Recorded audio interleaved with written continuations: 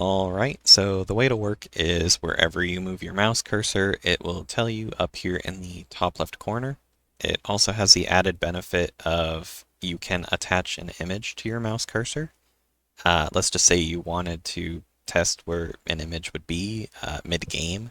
Like maybe you have moving elements or something that pops up and can shrink or grow. This is a good way to test it middle of the game to let you know where you need to put an image if you need to. This does work on larger aspect ratios as well. I'm using a 720p aspect ratio, and you can see in the top left, it's still keeping track of the X and Y, even though it's above the default one. Now, I will be using a text picture plugin. If you don't have the plugin, you can still click F9 and go to your variables, and it'll still show you where your cursor position is. It's just a little bit more annoying because you have to click a button and you don't see it live up in the top left. But let me show you how to make this. So the first thing you're going to want to do is add a event on the map that you're testing this out. We're just going to do a parallel process, do a control switches, make a new one, whatever you want to call it, and toggle it on. Right below that, I put an erase event just because I don't want this triggering infinitely. Just have it go off once and then erase it. Then once we have that set up, we can head to the common events. We'll add a new common event, name it whatever you'd like, have it be parallel process, and have the switch be the switch that we just did. We're going to do two control variables. The first one, just do a new one and name it cursor X. We're going to set it to the script of touch input.x. Make sure the T and the I are capitalized. It's case sensitive. Then we'll click OK. We'll make a new control variables. This time do a new one called cursor Y, and we'll set it to the touch input.y.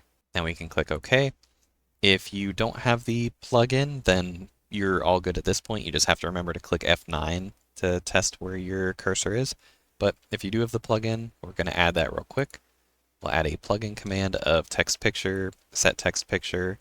For me down here, I just did an X and a Y with a space, and then a /V with a 1 in the brackets and a /V with a 2 in the brackets. Now your number might be different.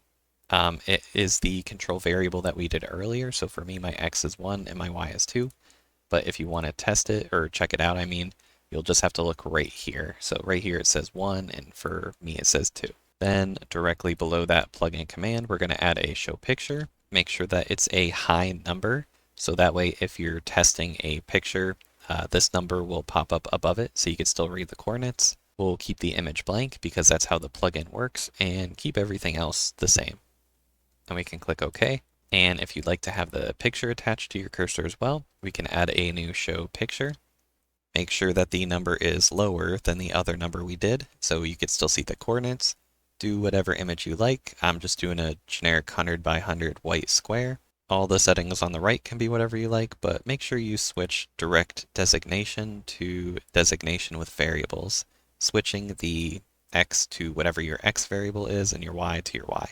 Then you can click OK and OK, and you should be all good to go. Let me launch mine up to just double check, make sure everything's working correctly.